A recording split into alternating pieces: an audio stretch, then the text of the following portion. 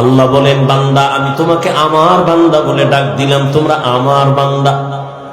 তোমরা ঈসা নবীর বান্দা না, উযায়েরের বান্দা না। এই হিন্দু ধর্মের মানুষ, তুমি মনে করো লক্ষ্মী দেবীর কাছে গিয়া কান্না করলে বুঝি আর কোনদিন আমি গরিব হব না?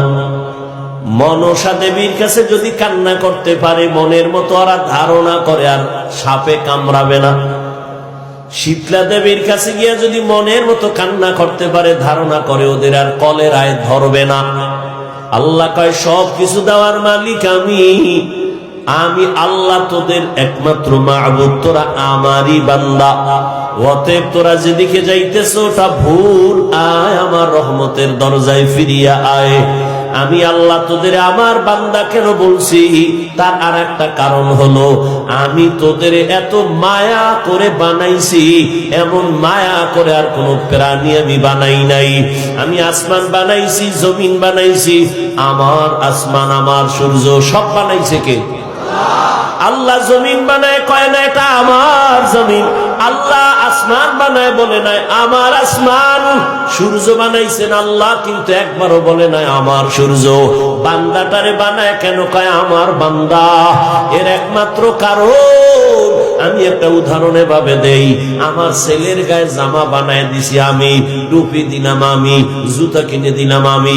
একজনে কয় হাফিজ ভাই ছেলের জামাটা ধরে, হাফিজ ভাই জামাটা কার? আমি কইলাম এটা আমার না, বানাইছে কে? আমি। টাকা দিছে কে? আমি। তো আমার না কেন বলেন? আমার জন্য বানাই নাই, জামা বানাইছি আমি, টাকাও দিছি আমি, কিন্তু এটা আমার ছেলের জন্য বানাইছি। কথা ছেলে কার? ছেলে আমার। জামা আমার না, বানাইছি আমি। টুপি আমি দিছি আমার না, ছেলের পায়ে জুতা কিনে দিছি আমি, তবে আমার জুতা না। ছেলে কার? ছেলে আমার। আল্লাহ বলেন, আসমান বানাইছি আমি, জমিন বানাইছি আমি, পাহাড় বানাইলাম আমি, সূর্যের আলো চাঁদের আলো দিলাম আমি, কিন্তু এগুলো আমার না। কয় বান্দা কার? কয় এগুলো আমার। সূর্য আমার না কেন? এটা আমার বান্দার জন্য বানাইছি।